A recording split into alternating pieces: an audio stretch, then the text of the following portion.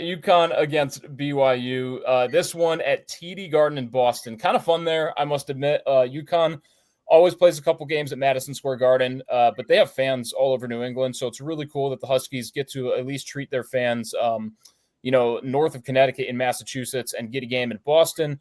Obviously, AJ Dybantsa in this one, kind of a primetime game for him. Who knows? Maybe the Celtics will end up picking him in the draft if they can get that high of a pick next year. You never know. This could be a preview of what's to come in Celtic green. But it's going to be a lot of stars on the court. It's going to be a high-level game.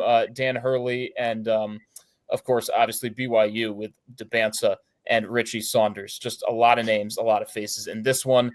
Before we get to our picks, we'll kind of go around in a little bit of a discussion about this game. UConn and BYU. Again, my first one here, guys, is this isn't a matchup that we've really seen, right? Like, you see a lot of matchups. You see the Champions Classic. You see a lot of teams that play each other. Correct me if I'm wrong. I don't know if these teams have played in a long, long time. I don't know what the series history is, but it isn't like we get to see this a lot. If Ariel, if you want to get on that, we can get an answer here. But I'll toss it to Ivetta first. When you get a matchup like this, how cool do you think this is for college basketball? Because it's not the typical one that we get, but it's two high-level programs. Yeah. I mean, obviously, this is going to be the first test for both of these, the biggest test for both of these programs. And I think part of that is it's a psychological game for Dan Hurley. I think he's using it as, you've heard him kind of in the previews and stuff saying that BYU looks scary in the film and all this stuff. But I think it's a psychological game. I think he's using it to hype up his players, whether they win or lose. This is going to be like that game for them. If they go on to have a successful season, this is going to be like that learning experience, I think, for UConn. All right, I'll toss it to you next. Like, what are you thinking about this game? Feel free to dive deeper as well into it. Obviously, I had a question there about UConn and BYU and maybe what to expect. But I mean, if you want to dive deeper in this, like what are we really looking for maybe on the BYU side against a team with a championship DNA in UConn? Yeah, first I want to start by saying after light research, I believe this is the first time that these two teams have ever played each other. So pretty exciting there. And the fact that BYU is even in these games after we haven't really seen a team like that since the Jimmer Fredette days is pretty exciting. But I think it comes down to defense versus offense. I mean, UConn's really thrives in both, especially offense. And BYU, they've kind of struggled on defense to start the season. We saw that be a little bit of an issue in the second half against Villanova. So can they step up defensively against a team that has a lot of scoring options, a lot of guys who can make shots, a lot of guys who can facilitate? I think that's what it comes down to. Villanova didn't really have those guys, and they definitely benefit off of that. But with Silas Demery and Solo Ball and Alex Caravan, they'll just throw those guys at you. And if BYU can handle it, then I think they have a chance. So I'm really looking at how they can handle that defense versus offense. I feel like to an extent as well, AJ Dybantsa has been, in a way, overshadowed by the mass amounts of freshmen that have just been also performing at a super high level. And he's definitely he's averaging, I think, 18 or 19 points per game so far. But the thing is that he hasn't really made major storylines. I think the eye test against Villanova, I keep saying it, I think there's more in the tank there for AJ Dybantsa. Also, for all the doom and gloom people about college basketball and college sports, we are getting so many high-level games in the first 2 weeks of the season. Can we just appreciate that? Because that is something that has actually been created by this NIL, by this new climate of college basketball, is all these high-level games right off the bat. And I love that. So I love that we're getting, like you said, just a clash of all these stars here in November, because we never used to get that. I want to talk Dan Hurley for a little bit because I feel like there's a lot to talk about Dan Hurley. He's a coach that you either love him or you hate him. You truly do. It's one or the other. When you look at the star of this game, guys, it's AJ Dybantsa. It's no one else, right? Like that's who we're looking at. That's the NBA prospect in this game. UConn's got probably one or two guys that are going to make a living in the NBA, but Dybantsa's the guy.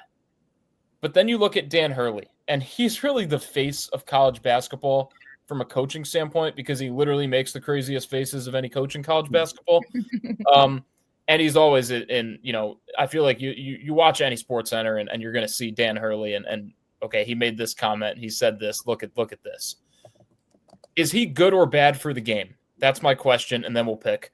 Ivetta, what do you think about that? Is Dan Hurley good or bad for the game? I think he's good for the game. I think you need a villain. Yeah. So I think somebody's got to do it. Somebody's got to bring attention to the sport in some off the court attention that so I think he's great for the game. I was watching something the other day about how he wrote his book and how he regretted a lot of the stuff from last year, a lot of the outbursts and all that stuff, and that kind of like led to their season tanking. But and now he's rejuvenated and he's fired up and all this stuff, but you can't take the Dan Hurley out of the Dan Hurley. So I feel like in these high octane games, we're still going to see, him yelling at the refs, him yelling at the fans, him just like you mentioned, all the faces, all the expressions and the gestures and stuff. So yeah, but I think he's good for the sport overall. I 100% agree. When you think of college basketball, and this is one of the biggest differences between college basketball and the NBA, is that there's a lot of great players in college basketball, but they come and go pretty quickly.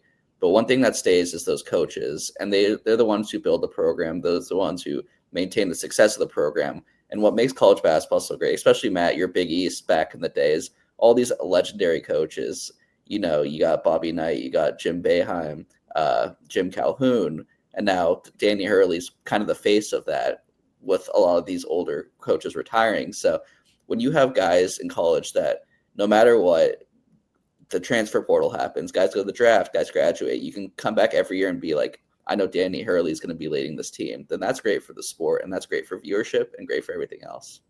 Yeah, couldn't agree with both of you guys more. He's a villain, but not in a sense where he's done these like horrible off the court things. And that's the greatest thing. Like he's a little bit of like a little bit of a prick sometimes, so to speak. But like he's not like doing these like horrible things. That's the kind of villain you want in the sport. And you love him because he's on your favorite team. You hate him because he coaches against you guys and beats you. Like that's exactly the storylines you want. Look, if he was on any other team besides UConn, if he was coaching any other team, I think I would absolutely love him. But it makes it even better that he's coaching UConn for me because it's fun to dislike the antics, but I mean the respect is just there. Like if you don't respect Dan Hurley and you call yourself a college basketball fan, I want to know why. Because I think that you can get upset, you can maybe not like the way he carries himself at certain points, but you gotta respect that winning attitude, because in a time when we don't know how this whole college basketball landscape is going to change, you at least know that you have someone like that to make it very exciting and fun. Let's go to our picks, guys. Again, we can go rapid fire for this like we did for the other 10. Now that we are here for our picks, it is UConn and BYU at TD Garden. Ivetta, who do you have in this one? Oh, this is tough. I went back and forth probably 4 or 5 times on this because I was looking at all these different factors. My concern is BYU's lack of depth. And I'm concerned with that. Obviously the UConn's more experienced. I read some tidbit that there's like 140,000 Mormons in New England or something that are all going to come to the game. And obviously, so it's going to be a home court environment for UConn, but you never know. So I think it's going to come down to matchups, because I think there's a lot of uncertainties with which matchups are going to work, especially with obviously Debansa and then Saunders and Wright. And and kind of how Dan Hurley orchestrates that. And, is he going to be double teamed? You can't really put Caravan on him. So, it's, I think it's BYU takes care of the ball really well. They don't turn the ball over. So it's, I don't know. I was so torn. I think there's going to be a lot of adjustments too, because again, I think it's going to take a little while for them to figure that out. But, I don't know. I think I would lean UConn, but I could easily see them being more bark than bite in this situation, and some of that better athleticism prevail, if that makes sense. Yeah, for sure. I think Dan Hurley knows now more than ever after a disastrous Maui last year how important these November non-conference games are for the confidence of your team and just the overall resume of your team. So they scheduled pretty tough. This is the first of a pretty hard upcoming slate. They got Arizona on Wednesday, and then they play Illinois at the end of the month, and then they play at Kansas to start December. So really like the scheduling, and I think that he's really going to bring it us all in this game.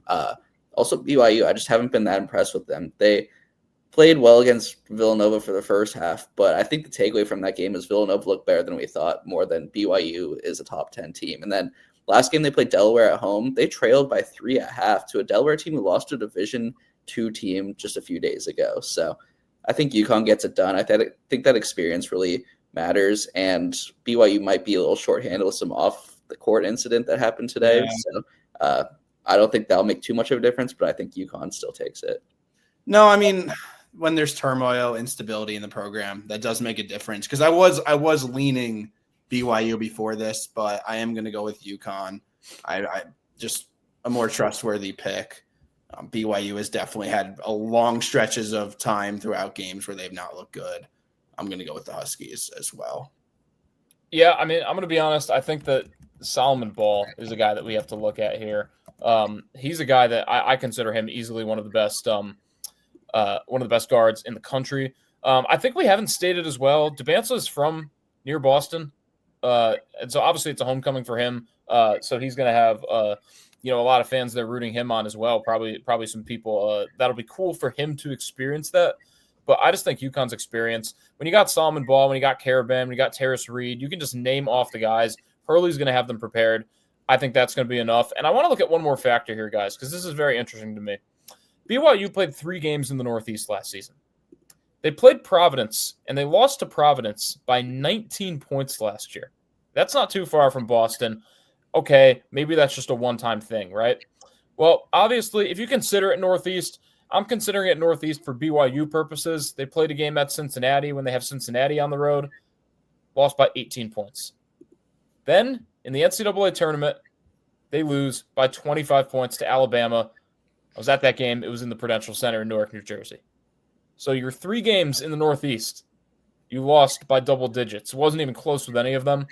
That's a little concerning. I know it's same team, some of the same players, but, new team. But it is the same head coach. I just want to make sure that Kevin Young is preparing this team for a pretty long travel for BYU, an environment that's going to be pro-UConn. And yeah, I just think that's going to be an interesting factor there. I mean, call it a neutral site if you will, but it's truly a road game for them, and I think that's going to factor in. So give me BYU here.